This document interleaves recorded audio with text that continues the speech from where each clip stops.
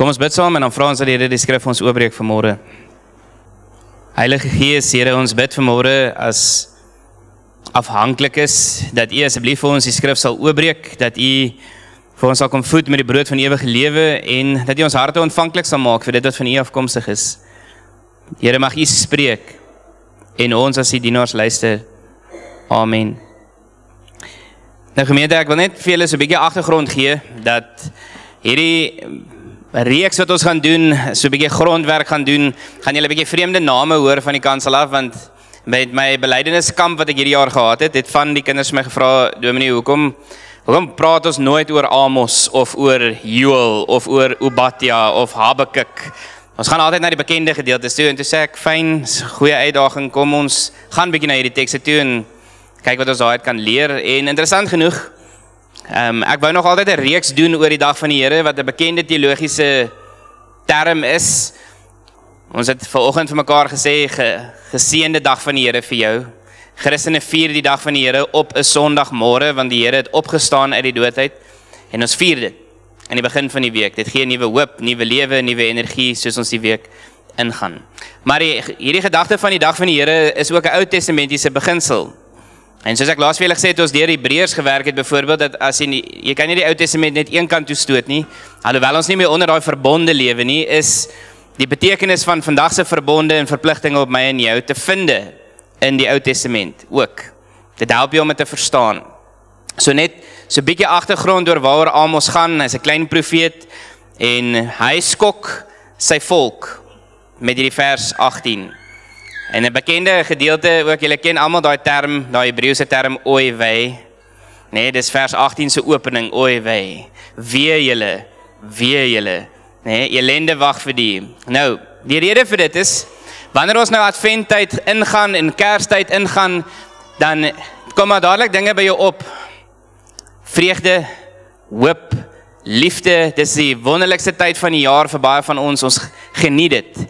En ons liggies, en ons lekker kos, wat ons almal uitsien, en dan kom die nuwe jaar, en dan sit weer 'n nuwe ek, wat vir ons almal voorlê, en al daai bepaalde verwagtinge vir 'n nuwe jaar. En in Israel se konteks, in Amos se storie, is dit baie soortgelyk. Hulle het die wonderlikste godsdiens. Met ander woorde, mense kyk na hulle van buite af en sê, "Sjoe, julle kom al die feeste na. Julle sing die pragtigste liedere. Julle het al hierdie offergawes wat julle na God toe bring. Julle is 'n ongelooflike godsdienstige volk." Met ander woorde, wanneer hulle dan dink oor die dag van die Here, wanneer die Here gaan kom, dan sien hulle dit as 'n dag van oorwinning. Dis hulle verwagting. Baie soos die kerk. Daarom sê die kerk, kom Here Jesus, kom gou, want ons verwagting met die wederkoms is nie oordeel nie. Dis dit. Ons verwagting is blydskap en vreugde, vryspraak, geregtigheid, daai tipe dinge. Maar wat Amos hier vir sy volk probeer sê, en dis hoekom hy hulle verras, want hy sê vir hulle, met al julle godsdienstigheid, mis julle die wese van God. En dan is die dag van die Here nie 'n dag van lig en vryspraak en al hierdie mooi dinge wat ons verwag nie. Dan hou dit vir jou ellende in. Dan is dit 'n dag van duister. Hoekom? Want wanneer ons praat oor die wederkoms gemeente, moet ons asseblief onthou, die wederkoms het twee kante. Aan die een kant het die wederkoms die betekenis van hoop, die vervulling van God se beloftes, nuwe lewe, ewige lewe wat vir my en vir jou beloof word. Maar aan die ander kant is die realiteit dat Jesus gesê het hy gaan die bokke van die skape skei. En wanneer ons die 12 artikels opsê, dan sê ons van waar hy sal kom om te wat? Te oordeel. Die wat nog lewe en die wat reeds gesterf het. So net 'n inleiding. Die dag van die Here in die Ou Testamentiese hoedanigheid het 'n bepaalde betekenis, oordeel, vervulling, oorwinning, maar waar jy staan is belangrik. So ek wil net julle met dit in gedagte hou. So kom ons lees dit saam. En dan is ons 3 beginsels wat ek vanmôre met u oor wil gesels. So Amos 5 vers 18. Skryf die profeet en die Here is aan die woord, dan sê dit, ellende wag vir die wat smag na die dag van die Here. Waarom verlang julle na die dag van die Here? Dit sal donker bring, nie lig nie. Dit sal wees soos wanneer iemand vir 'n leeu vlug en 'n beer val hom aan. Of soos wanneer iemand tuis kom en hy leun met sy hand teen die muur en 'n slang pik hom. Die dag van die Here bring donker, nie lig nie, net duisternis, nie 'n ligstraal nie. Nou hoor nou vers 21, ek haat, ek verafskie julle feeste. Ek het niks aan julle feestydde nie. Al bring julle vir my brandoffers en graanoffers, dit is nie vir my aanneemlik nie, en ek kyk nie eens na julle maaltydoffers van vetgevoerde kalwers nie. Gee pad voor my met die rumoer van jou gesing. Ek wil jou harpmusiek nie hoor nie. Maar laat die reg en geregtigheid tevoorskyn kom, laat dit aanrol soos watergolwe, soos 'n standhoudende stroom. Moes julle vir my die 40 jaar in die woestyn diereoffers en graanoffers bring, Israel? Julle sal julle koning Sekut en hulle afgodsbeeld Kain, die stergode wat julle vir julle gemaak het, moet dra, wanneer ek julle in ballingskap laat wegvoer, ver by Damaskus verby, sê die Here. Sy naam is Almagtige God. Net tot sover. Nou gemeente, die rede hoekom ek hierdie teks gekies het en lang gestoei, julle kan my vrou vra ook, oor wat presies wil ek vir julle kom sê vanmôre, want daar's soveel dinge wat op my hart druk en ons gaan nou 'n Kersseisoen in wat altyd vir my die kosbaarste tyd is van die jaar. En wat heeltyd in my gedagtes opgekom het, is die feit dat ons moet as 'n gemeente bietjie gesels, bietjie reflekteer op die inhoud van ons liturgie. Bedoelende, wat doen ons op 'n Sondagmôre? Wat doen ons in ons lewe wanneer niemand sien nie? Wat doen ons in ons huise sin agter toe deure as ma, pa, kinders? Want daai dinge is wat vir die Here welbehaaglik is, nie net dit wat ons op 'n Sondag saam doen nie. En wat Israel hier vir my en vir jou leer, is baie duidelik. Die woordjie, en ek wil hê as jy notas maak, asseblief skryf hierdie woord neer, is ek en jy moet verskriklik versigtig wees vir selfbedrog. Selfbedrog. Jy kan jouself iets laat glo wat nie die waarheid is nie. Jy kan jouself oortuig dat jy besig is om die dinge van die Here te doen en dat jy die Here dien en dat jy passievol is hieroor, maar jy kan die punt mis. En dit is wat Amos vir my en vir jou kom uitbeeld vanmôre. Ons moet introspeksie doen as 'n gemeente, om onsself af te vra, in hierdie Kersseisoen, wanneer ons Advent gaan vier, wanneer ons Kersfees vier en ons sit aan tafel saam, wat is die inhoud van ons fees? Wat is die inhoud van ons leefwyse voor God, Koram Deo, voor die aangesig van die Here? So ek wil net julle met 'n bietjie gaan dink, vers 21, as die Here byvoorbeeld na ons gesange moes luister en na ons leefstyl kyk en daai klas van goed wanneer ons kollektief saamkom, en hy sê in vers 21, ek verafskie julle feeste. Gee pad voor my met die rumoer van julle gesingery. Hoe moet 'n mens voel daaroor? Wat kom op in jou hart en in jou gedagtes as jy hierdie teks lees? Want wat het gebeur? Ek wil net vir julle dit opsom. As jy Amos gaan lees, hoofstuk 1 tot 4, dan word het baie duidelik dat in hierdie konteks, alhoewel Israel godsdienstig was, het hulle nog steeds die howe omgekoop, regters omgekoop om in sekere mense se guns te besluit en ander mense se regte of se dit wat hulle toekom eenkant te verpletter, dit eintlik te vertrap. So alhoewel hulle godsdienstig is in terme van hulle geregtigheid, is daar geen geregtigheid nie. Daar's bevooroordeel. As dit kom by grondonteiening en daai tipe goedjies, was dit baie interessant dat wat hulle gedoen het is hulle het mensehandel gedryf. So hulle is godsdienstig en vroom, as hulle na die tempel toe gaan, maar deur die week verkoop hulle mense, sê Amos, vir 'n sandaal. Die prys van 'n sandaal, 'n plakkie. Alright, in ons konteks. Die gedagte gaan daaroor, en jy het gehoor wat die Here gesê het, laat reg en geregtigheid vloei soos 'n stroom, soos 'n rivier, watergolwe. En hier lê vir my en vir jou diep les vanmôre. Ek en jy kan die regte taal gebruik aanleer. Ek en jy kan vroom voorkom. Ek en jy kan die regte liedere sing, en ons kan dit ken. Ek en jy kan selfs kerk toe gaan, elke Sondag. Maar wanneer die evangelie en die etiek van die Bybel nie posvat in my en jou hart nie, dan kan my en jou aanbidding 'n gruwel word in die oë van die Here. Hoor julle dit? So as moenie onsself bedrieg deur te dink omdat ons sekere goedjies doen waarop ons trots is die Here outomaties inskikkelik in, soos my ouma gesê het, altyd in sy noppies oor wat ek en jy doen nie. Dis nie so eenvoudig nie. Al gebruik jy die regte taal, al sing jy die regte liedere, al kom jy mooi vroom kerk toe, Wat vir God regtig saak maak, broer en suster, is wat gebeur tussenin. Wat gebeur in jou huishouding, wat gebeur in jou werksplek, wat gebeur by die skool, dit is wat vir die Here belangrik is. Ouers se verhouding teenoor hulle kinders, kinders se verhouding teenoor hulle ouers, al daai goed, is vir meer belangrik. Dis vir meer belangrik, want hoekom? Dis waar die rubber die teer slaan. Waar dit regtig 'n verskil maak. Is daar buite. Is daar buite. So, tweede punt vanmôre gaan oor hierdie selfbedrog, wat ek net bietjie vir julle wil uitpak. En ek het bietjie gaan navorsing doen in die Hebreëse konteks, wat word daarby bedoel, en ook in Afrikaans, en ek het net so 'n paar goed neergeskryf.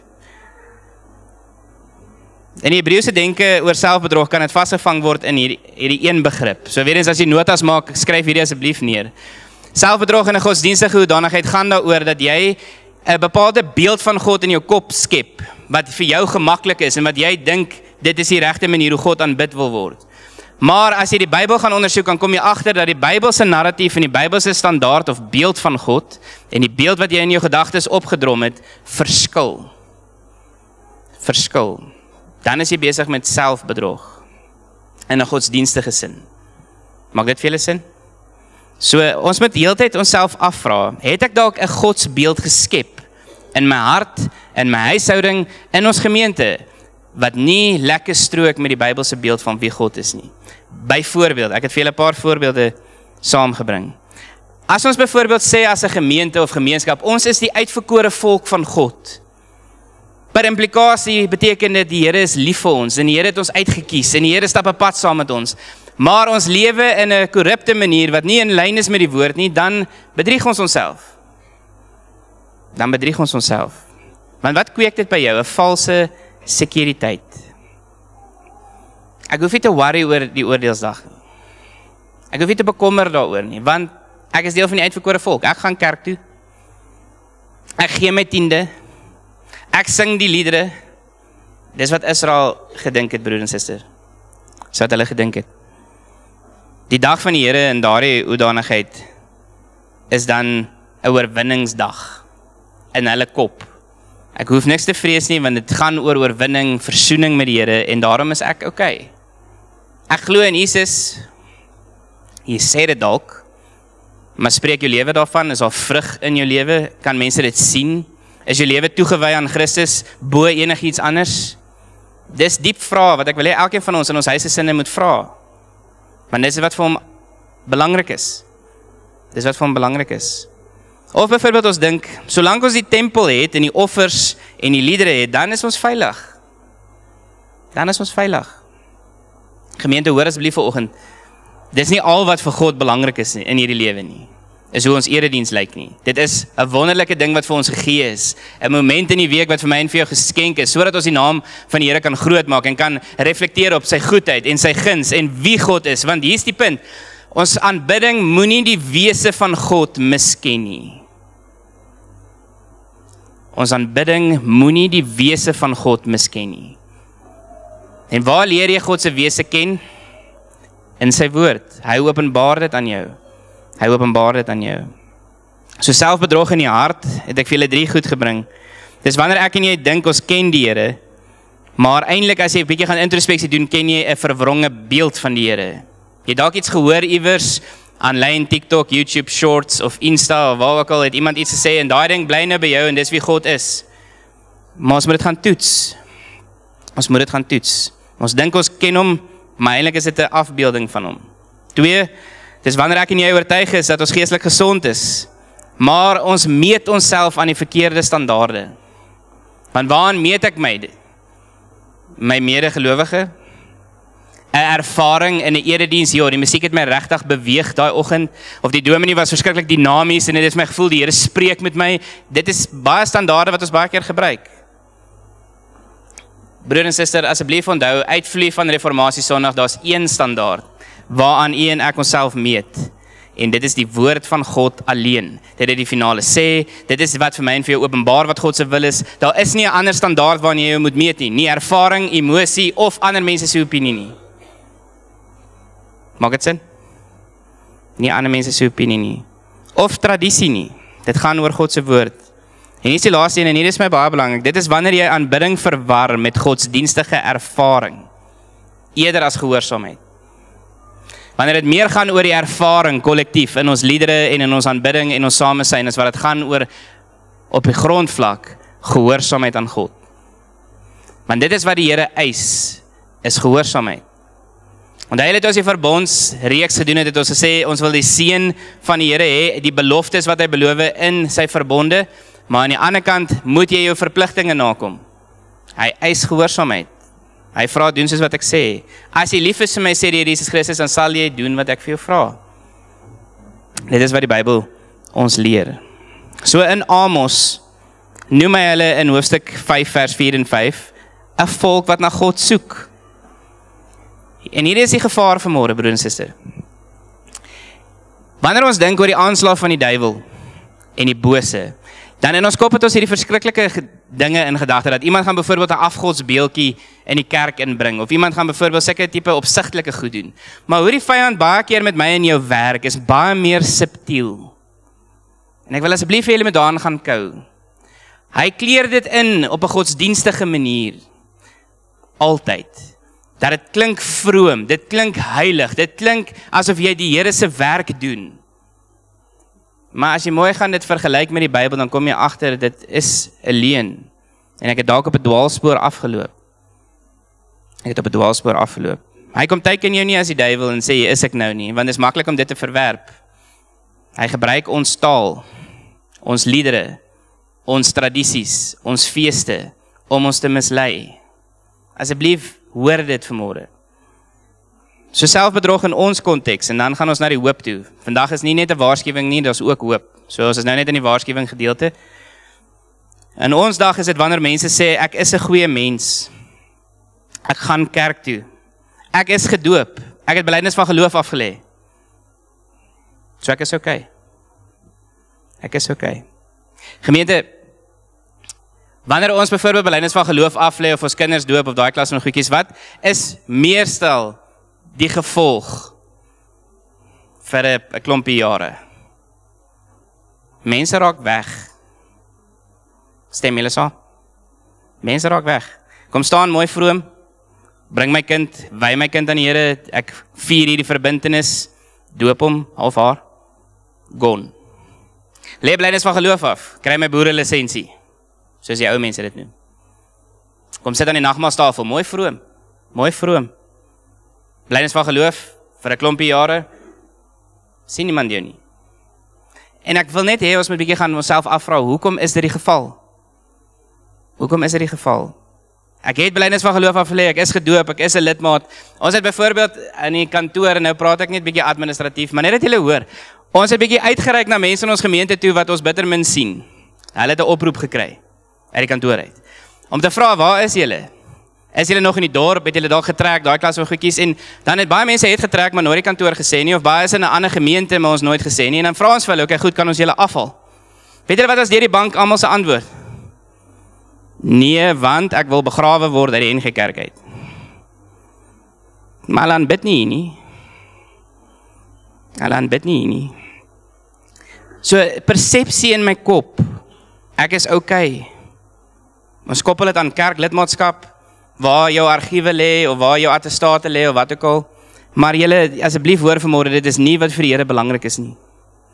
Dit is nie die punt nie. Ons mag nie as 'n gemeente, kollektief of individueel die wese van God mis nie. Ons mag nie. 2.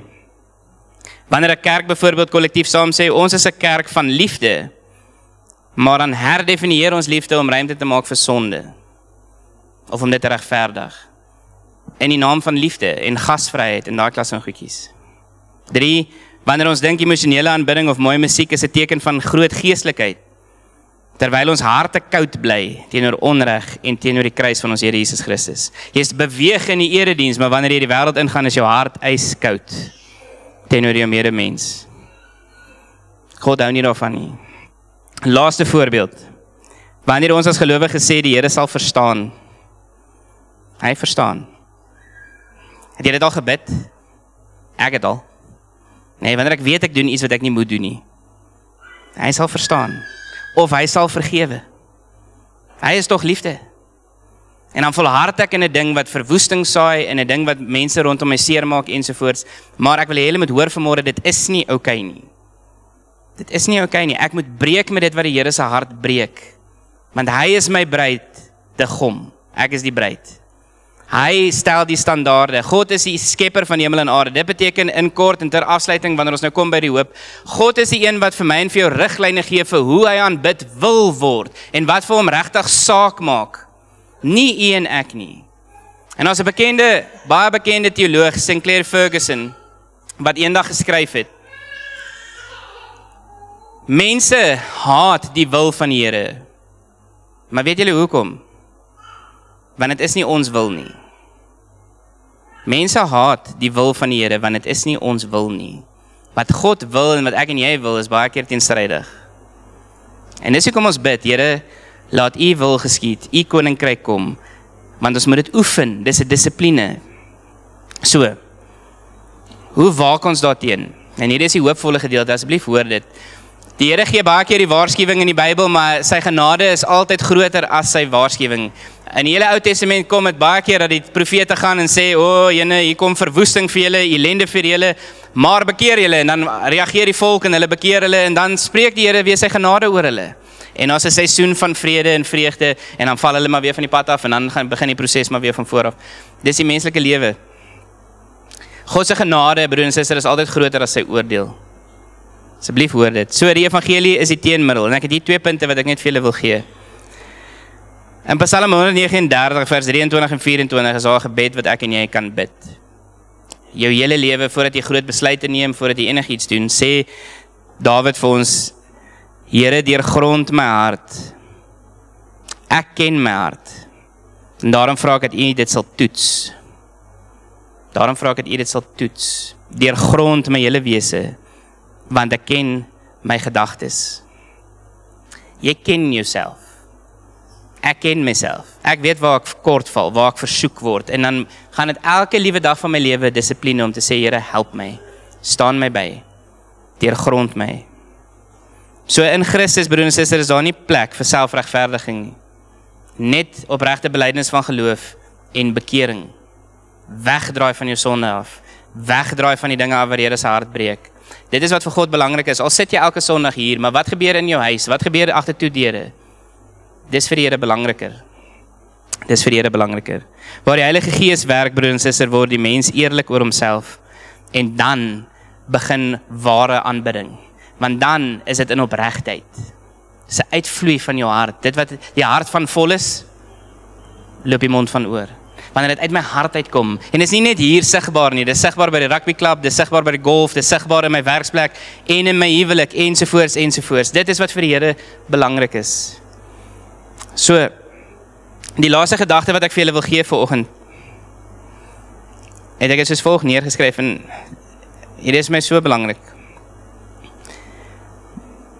Ek wil regtig hê julle moet gaan dink hieroor. Dat mag ons Kersfees en ons Advent nie net 'n tyd wees wat mooi tradisies en liggies en kos en so aan inhou nie. Iets wat ons trots is. En ons mag wees, want die evangelie is hoop. Maar mag dit meer inhoud hê as net dit. Mag daar meer aan dit wees as net die tradisie en die fees. En dan laastens mag dit wees dat ons as 'n gemeente lewe vir reg en geregtigheid. Ek is nie blind vir my medebroer en susters se lyding nie. Vir hulle swaar kry nie, ek steek 'n hand uit na hulle toe. Dit is wat vir God belangrik is. Mag dit vloei soos 'n stroom. Hoekom? Want Christus het almal van ons in hierdie kerkgebou se harte vernuwe. Dit glo ons tog. Ons is wedergebore in die Here Jesus Christus. Kom ons leef dit uit tot eer van sy naam. En maak seker, soos julle sal sien op ons tema vanoggend, dat ons aanbidding opregte aanbidding is en nie 'n gruwel in die oë van die Here nie. Kom ons bid.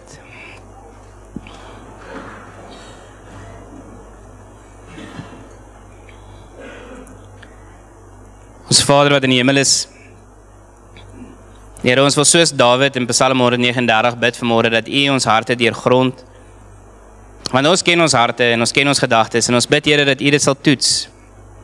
Ek bid vir ons gemeente kollektief dat ons eredienste, ons bedieninge en ook in 'n professionele hoedanigheid as kerkorganisasie dat ons dinge sal doen wat vir U welbehaaglik is.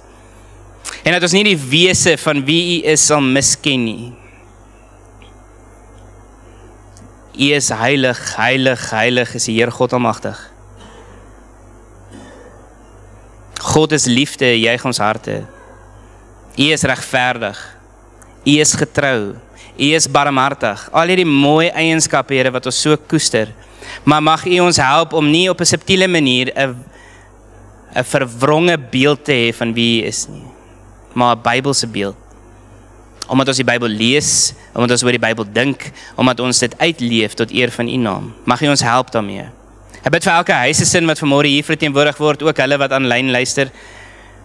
Here, dat U asseblief ons sal beskerm teen die bose, en dat U ons sal help om nie in versoeking te kom nie, maar om die versoeking te kan weerstaan. Want ons swaard, soos ons gesing het, is U woord. So daarom wil ek bid, Here, dat ons as 'n gemeente mense sal wees wat deurtrek is met die woord van God. Ons ken U woord. Ons bid U woord. Ons sing U woord. Ons leef dit. Mag U ons help daarin, Here, dat ons aanbidding in hierdie seisoen 'n aanbidding sal wees wat vir U welbehaaglik is. Eg, uit ons harte uit. En dat dit nie 'n gruwel is in U oë nie. Daarom kan ons dan uitsien na die wederkoms van ons Here Jesus Christus met 'n verwagting, Here, dat daar nie oordeel sal wees vir ons wat in Christus is nie. Maar dat ons die ewigheid sal ingaan. Dat U elke traan van ons oë sal afdroog. Dat ons die ewigheid saam met U sal geniet tot in alle ewigheid. Ons sien uit daarna, Here. Help ons in hierdie tydsbedeling deur die Heilige Gees om te lewe soos U graag wil hê ons moet. Ons bid hierdie dinge nie omdat ons dit verdien nie, maar in die mooiste naam wat ons ken, die naam van ons Here Jesus Christus alleen. Amen.